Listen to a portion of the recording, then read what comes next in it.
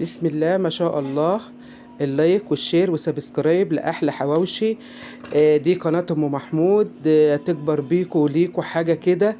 أنا حتى الغموس بقى أحط كتير تحط قليل، أنا عملتلك وأنت تشوفي الشكل الجميل بقى. حاجة فاخر من الآخر بصراحة. طعمه هو، أنا بصراحة ما بحبش اللحمة جوه تبقى كتير قوي عشان أحس بطعم الحاجة. يعني أنا أم محمود كده، يا رب تكونوا زي أنا. عملته على طريقة الطاسة وفي الفرن. اللي كان في إيدي الأول ده الطاسة وده الايه الفرن.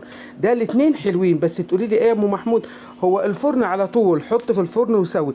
الطاسه عشان الدنيا حر بتاخد وقت، بس بتحس ان هو طري شويه. ده طري وجميل والله. طعمه يا جماعه طريقه تحفه تحفه تحفه بجد. تسلم ايديا، انا اقولها لنفسي. ربنا يخليكم ليا. ما تنسونيش من اللايك والشير، عمال افتح لكم فيه واقول لكم ان هو كان، عايزه اقول لكم خلص في نفس ذات اليوم. ما عادش الا 3 4 كانوا من شويه اهو. بصوا من جوه تحفه تحفه تحفه. انت عايزه بقى تكتري الغموس في قلبه ماشي. الخلطه اللي احنا عملناها الجباره عايزاك تخش فيها وتشوفيها. تخش في قلب الفيديو كده بقلب جامد، وتحط اللايك بقلب جامد، والاشتراك في القناه وتفعيل الجرس لام محمود. ربنا يخليكم ليا، هكبر بيكم وليكم.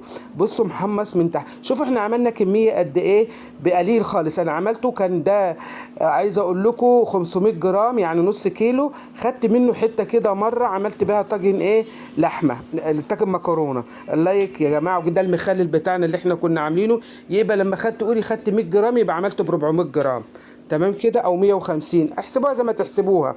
بس عملت خلطه. شوفوا كفت قد ايه، واخده بالكم. بسم الله ما شاء الله. حاجه كده وهم وانضف من بره مليون مره. شوفوا اولادنا بيشتروه، لما بيقولوا بنشتريه من بره، تشتروه من بره ليه واحنا نعمله بارخص حاجه بكيلو دي. عملنا ده كله، واخده بالك. هنا حطيتي في الاول ايه يا ام محمود؟ انا حطيت السكر الخميره معلقه ونص خميره على قد ايه؟ كيلو ومج دقيق. كيلو ومج، وادي مجين 2 الا ربع ميه. دوبتهم. لو عندك لبن بودر وحابه تحطي معلقه لبن بودر ماشي، مش حابه خلاص. ده كيلو دي انا حطيته. وكان عندي مج كده لوحده، قلت له لا ما تزعلش نفسك. في الاخر خالص وانا بعجن كده بقيت ايه ارشرش واحط الايه المج. تمام كده. بقلبته كده واخدين بالكم. بس بصراحه انا عجنته العجينه بتاعته يا جماعه والله كانت ملبن. بصراحه عجينه اختراع يا كوتش. طريقه تدرس في كليه سياحه. الله اكبر. وادي كمان مج. يبقى احنا خدنا كده ايه مجين 2 ونص ميه. مجين 2 ونص ميه. تمام كده. اللهم صل على سيدنا محمد وبارك عليه. ومعلقتين ومعلقه كبيره سكر دوبتها مع الخميره. ولسه معايا كده ايه، انا كنت حاطه في الاول مج ونص ورجعت حطيت مج يبقى 2 ونص. فاضل معايا نص مج اهو. تمام كده. يبقى انا كده عجنت بمج ونص. 2 ونص اقصد اقول. 2 ونص. فاضل معايا نص. هنشوف هنحتاجه ولا لا وهقول لكم. هنا معلقتين زبده سايحين على معلقه زيت. تمام كده. معلقه قولي معلقتين كده، يعني معلقتين مكعبين زبده على معلقتين زيت. سيحتهم مع بعض كده، مش سيحتهم لا، فكيت الزبده في الزيت. تمام كده. كان طعمه رهيب. انت عايزه تحط زيت بس بصراحه الزبده بتطريه وبتخليه حلو قوي مع الزيت. انما الزيت لوحده يا جماعه معلومه يعني بتنشفه. تمام كده. الزيت بينشفه لوحده، انما الزيت مع الزبده بيديله ميكس حلو قوي. عجنت فيه قد ايه يا ام محمود؟ يجي ربع ساعه.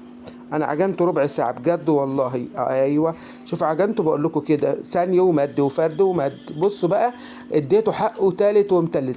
اليوم كان حر بقى. بصوا بقى، لا قلت لهم النهارده هم بيقولوا عايزين ناكل حواوشي. طبعا انا مش من عاداتي ان انا اشتري اكل من بره خالص. فقلت لهم عايزين تاكلوا حواوشي رغم ان الدنيا حر والاصل الحواوشي بيعرق وكده ويزهق كده. فقلت لهم بردك هعمله لكم تغيير، ما الناس زهقت من الاكل بردك. واخدين بالكم. عملته لهم في البيت بكيلو ومج دقيق. خد مني المجين ونص ميه. شوف انت بقى ما تحطيش المجين ونص، حطي الاول المجين وبعد كده النص تدريجي. والسمنه شوف عجينته بقت عامله ازاي. عايزه اقول لك شوف عامله ازاي. بقت حاجه كده خرافه خرافه بجد. وانا بعملها كانت بتجري معايا جري كده بصراحه، يعني ملبن. ايش خيال يا ناس. اللهم صلي وسلم وبارك على سيدنا محمد. بصوا حطيت هنا معلقه سمنه من اللي انا كنت مسيحاها على الزيت ودهنتها في قاع الطبق. ورحت عجنه دهنه وش البتاع. كل ما بتدهني الوش بيضطر وبيروح حاجه تانية خالص. اهو دهنته كده. بصوا بقى هنا هقول لكم ان شايفين العجينه عامله ازاي. بصوا الله اكبر عليها ملبن. حاجه كده فوق الخيال خيال. اعملي حر مش حر بقى هنعمل ايه؟ يعني هنقعد العيال مش هتاكل؟ هناكلهم طبعا. ولا احنا مش بتوع الدليفري ولا بتوع الشراء بتاع الاكل اللي بره ده. انا مش بقتنع بيه لان بيعمل جرثومه المعده يا جماعه والله. غير كده عمره ما هيبقى طعمه زي اللي احنا بنعمله ابدا. هنا بقى انا غطيته بكيس مشمع ورحت حط عليه الفوطه ورحت ركناها في جنب. بعد ما عجنت العجينه كده وركنتها في جنب، هنعمل ايه مع بعض دلوقتي؟ هتشوفوا هنعمل مع بعض. بصوا خلطه جباره بالاقل القليل عملناه. حطيت كمان فوطه اهو، ورحت بقى ركناها على جنب كده. واخده بالك انت ازاي؟ اللهم صل وسلم وبارك على سيدنا محمد.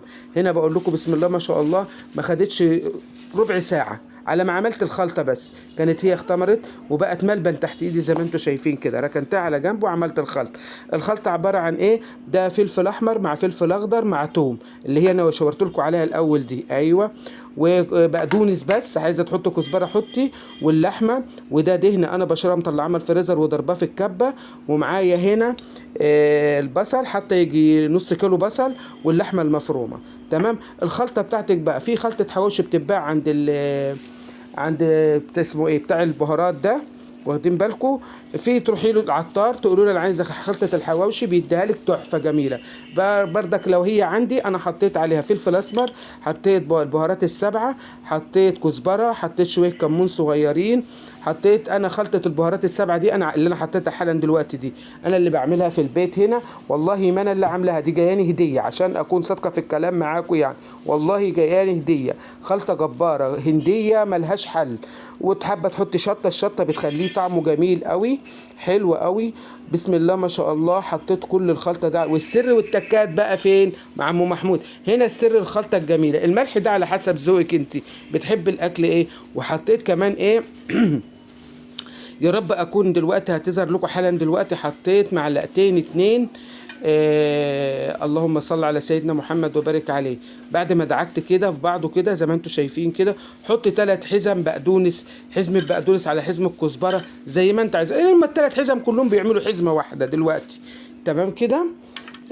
هناخد بقى الايه، دعكت خليته دخل في بعضه جامد. ورحت واخده ايه بصراحه انا حطيت حته الدهن اللي انا ضربتها دي كلها. يعني بعد ما حطيت دول رحت حاطط الشويه اللي فاضيين في الطبق كمان. ده السر بقى هنا اللي هو ايه، دي بطاطس سلقتها وعملتها بيوريه. ما كانش عندي وقت ان انا اهرسها بالهراسه، رحت واخداها لفه في قلب الايه الكبه. بصراحه لما اتاخدت لفه في قلب الكبه كانت تحفه. ما فيش هرسها بالهراسه بتاع البطاطس وخلاص. تمام كده. دعكتهم كلهم في بعض. هنا هنحط بقى ايه، معلقتين 2 خل. معلقتين الخل دول بيخلوهم يا جماعه تروح في حته تانية، هشه وجميله وتحفه، وطعمه بيبقى حلو او ما تخافيش منها. بتخليه جميله قوي قوي، بتخلي الحواوشي في منتهى العظمه. واخدين بالكم؟ هنا حطيت بردك عندي حته جبنه، اي جبنه شيدر موزاريلا رومي، اي جبنه عندك. مفيش خلاص، لا يكلف الله نفسا الا وسعها، الموجود. حطيتها كانت عندي بردك طعمتها واديتها. احنا بنعملها في البيت لاولادنا يا جماعه، يعني بنحط احلى حاجه لهم. انا هعملها القرص رغيف صغير دلوقتي هتشوفوه وانا بقطعه. هنا جبت الصينيه ودهنتها زيت. العجينه هنا بقى انا خليتها في قلب الطبق، وبقيت اخدها وهي ايه خمرانه كده حته بحته واقطع. ما شلتهاش ولا اي حاجه، زي ما هي كده وقطعتها على ابوه. هو على ابوه خام كده على ابوه، الله اكبر عليه. حاجه كده بصراحه كانت تدرس في كليه سياحه. قطعته صغير ما عملتوش كبير. انا بحبه صغير ليه يا جماعه؟ هو الحواوشي العجين بيبقى صغير، الكبير يعمله كبير عادي، رغيف كبير مفيش مشكله. بدل ما اقطع القطعيه صغيره قطعها كبيره. تمام.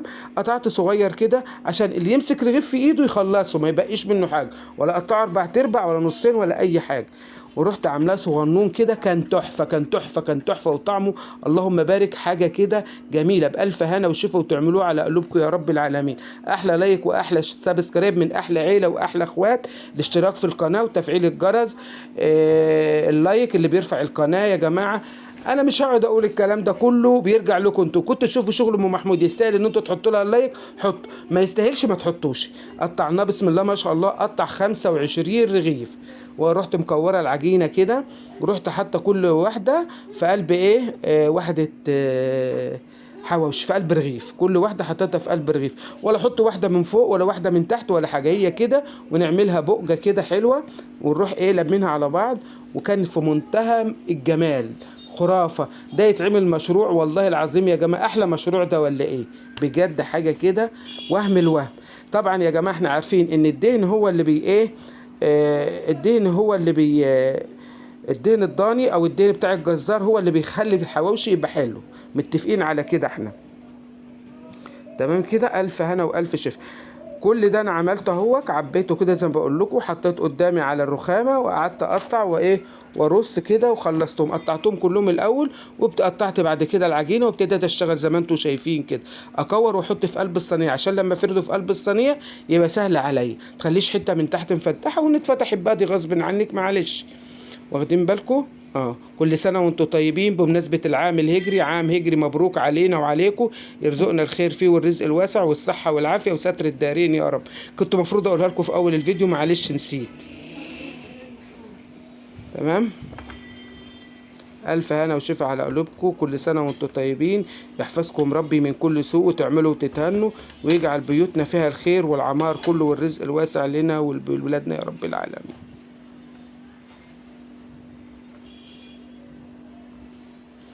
كده بططته في قلب الصينيه. دهنت وشه ايه بقى يا ام محمود؟ تفتحيه بالشوكه كده. ليه بتفتحيه بالشوكه يا ام محمود؟ عشان ما يقبش، يبقى تاني ايه حلو كده على الهادي يا زبادي، ما يقبش زي الرغيف يعني. واخدين بالكم؟ هو رغيف في الاول وفي الاخر، بس احنا مش عايزينه ايه يقب.